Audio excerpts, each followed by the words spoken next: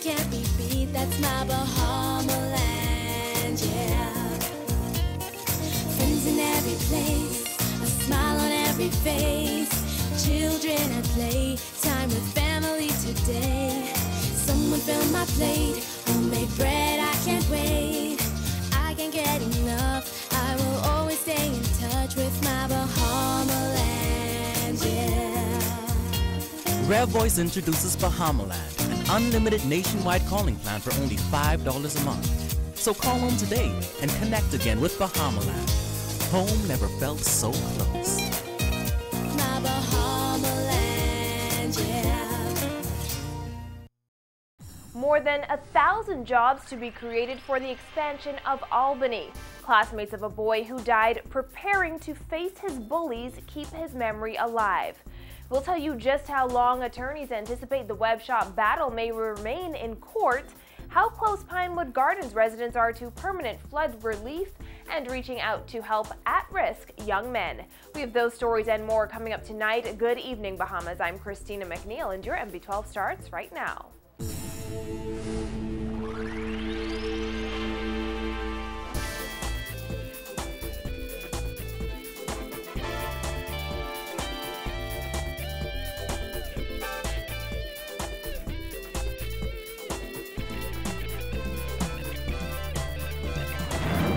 Joining us. 2 days after a teenage boy died after a relative allegedly stabbed him during self-defense lessons to combat bullying, his classmates were brought to tears during a special assembly at S.C. McPherson Junior High this morning. Jasmine Bonmi was there and filed this report.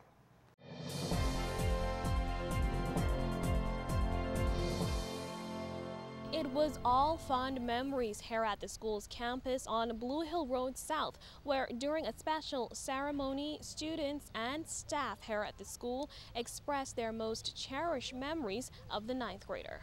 This morning's gathering included administrators, staff, and more than 100 of the school's 9th grade students. School principal Annette Farquharson said news of 9th grade student Gilbert Bain Jr.'s death came as a complete shock, and at a time when the school was celebrating its high academic achievers just yesterday. She says that assembly to recognize honor roll students yesterday morning had to be immediately followed by grief counseling sessions. Today, that counseling continued, with Farquharson asking the children and staff to keep Gilbert's family in their prayers. Right now we are going through a period of grief, and because of that it's mandatory that we do our grief counseling to our students. Yesterday we celebrated 142 of our honor roll students. We had an award ceremony, and following that ceremony we came back to school and we started our grief counseling for these students because they need to know the steps you go through and how to deal with death. We encourage our students to be sympathetic, not only for themselves, but to the family of the deceased and to their brothers and sisters, and also to the colleagues and the friends in school. So we try to, teach our children to be sensitive to these issues. During the ceremony, some of the students began to cry and had to be counseled by their teachers.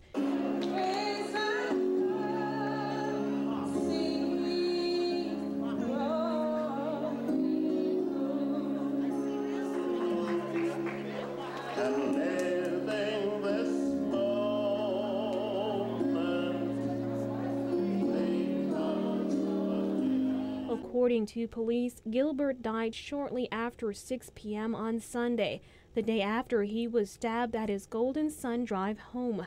According to his mother, Lamar Kessa Bain, he was stabbed after asking a relative how he should deal with boys who were bullying him. Bain said her son was a well-mannered and well-respected boy who was scheduled to graduate from the junior high school in June. School senior master Andy McKenzie, who mentors 9th grade students, says he has known Gilbert for the past 3 years and added that the 14-year-old was one of his best students. McKenzie added that he was unaware of any bullying issues involving Gilbert. Gilbert was a nice boy. I honestly can say Gilbert always made me smile, and he was very interested in athletics. Every time I saw him, he was like, I'm playing basketball, I could score 20, 30 points or whatever. He always called himself Michael Jordan. Whenever I saw Gilbert honestly put a smile on my face. well-behaved child, you know. He didn't give us any problems here at SC McPherson. From time to time, all students would have problems with other students, right? But not like that anybody was bullying Gilbert. That didn't take place because Gilbert never came and said, well, Mr. McKenzie, somebody's bullying me. And he would have said that if that was happening.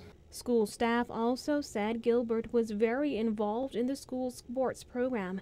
Dolphins house captain Tiffany Daxon says her last memory of Gilbert was his eagerness to participate in the school sports day last Thursday. She described him as the team's star athlete and added that she was saddened he would not be there to help celebrate. On Thursday, we had sports day. He said to me, Miss Daxon, well, you know I'm going to run, you know I'm going to run. I had to put him in any race that he wanted to go, and I made sure that he was there.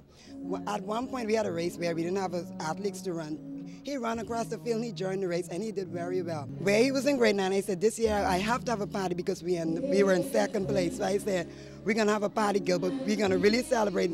He would not be there to be a part because I haven't had a party for them in the 2 years, and from grade 7 he ran. Every year he participated, he did very well, and he's going to be missed. Officials at the school say they plan to hold a memorial service in the very near future. Meantime, police said a teen relative, also of Golden Sun Drive, was being questioned in connection with the matter. Reporting for NB12, I'm Jasmine Bonamy. And the government today signing a heads of agreement with the developers of the Albany Resort on Western New Providence, which the government hopes will create up to 1,300 much-needed jobs. We'll have the details of that story in tomorrow's Nassau Guardian. And more than a year after web shop bosses commenced legal action to prevent government from shutting them down, their attorneys suggesting that the ongoing legal battle could drag on for years. Attorney Wayne Monroe says it all depends on what version of the controversial gaming bill is debated and passed in Parliament this year. Vonique Toot explains. If the government passes a gaming bill that incorporates online gaming for local casino operators but not web shops, attorney Wayne Monroe says it could lead to a series of appeals from his clients. As a result, he says government's ongoing legal battle with web shops could last for up to 5 years, and he says no responsible government should want that. If the government was to pass a bill that does not encapsulate what my client does, well, it will encapsulate it insofar as their proposal for the first time for interactive gaming, online gaming. It would take, even a blind man could see that there's going to be litigation over that, and because of the resources and what's at stake all the way up to the final court of appeal for this country, that's a cycle of about 4 to 5 years. I don't know any responsible government who would want something to be in doubt for 4 to 5 years. A number of web shop owners commenced legal action in January 2013 to stop government from shutting them down after voters rejected the regulation and taxation of web shops and the creation of a national lottery. Monroe suggested that the longer the Christie administration takes to debate and pass the gaming bill, the better, adding that the government is hopefully using this time to get it right. What they would be doing now, no doubt, is ensuring that they consult not only Atlantis, Bahamas, and Bimini Bay, the casino properties, but everybody widely. And that is what I've heard from, I believe, the Minister of Tourism, who's responsible for gaming, and the Prime Minister. From where I sit, a delay that is occasioned by making sure that you get it right isn't something to be complained about. Monroe says it's not a question of whether people approve of gambling, it's what the government decides to do with something that can't be stopped. Sensibly, you know that it's a matter that's going to be subject of litigation. Reasonably, if the government knows that it can regulate something, it ought to. It's not a question of whether gambling is good or bad, you know. We're told drinking liquor is bad, smoking cigarettes and cigars are bad. But, you know, I've said it before, even God left us the ability to sin when he left the tree in the garden. Reporting for NB12, I'm Vonique Toot. Well, Minister of State for Investments, Kalis Roll, voicing his overwhelming support for value-added tax, saying it will be a major encouragement for potential investors to do business in the Bahamas. Like many in the Christie administration, Roll insists it will help bring down the government's massive deficit and get the country's spiraling debt situation under control. Ministry of Finance officials estimate VAT can generate $200 million in annual revenue. Roll insists, despite the many criticisms about VAT, it's the modern way for governments to do business. VAT is a modern type of tax, and I don't see any reason why people would not see it as a safe place to do business, as a viable place to do business. Wherever you go throughout the world, there is some form of taxation. There's no secret. Our system, our fiscal system is old, it's archaic, it's antiquated, and it does not meet the modern needs of a country like the Bahamas. We've done our homework on this. We're just not pulling something out of the air. We know that it's a difficult process, always. And change is a difficult process, and we understand that. As the Bahamas Electricity Corporation restructuring deal reaches the final stages, leader of the Democratic National Alliance, Branville McCartney, is now calling on the government to reveal more details on the plan and the companies involved. Very, very quiet as to whether or not it's being sold and who it's being sold to. I just hope it's not reminiscent of what was being done with BTC prior to 2007 with Blue Water. Got to be very careful. I think they owe the country an explanation. Yes or no, is it being sold? If it's being sold, who is it being sold to? We have a right to know.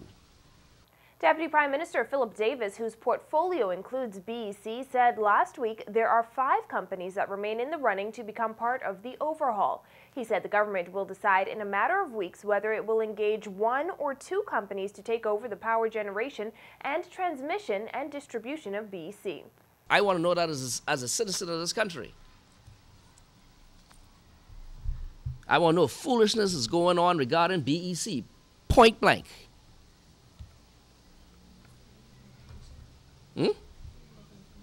Yeah.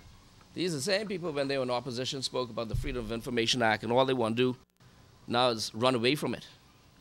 Run away from the Freedom of Information Act. That's one of the first things this government should have implemented to make law, to carry out when they came to power.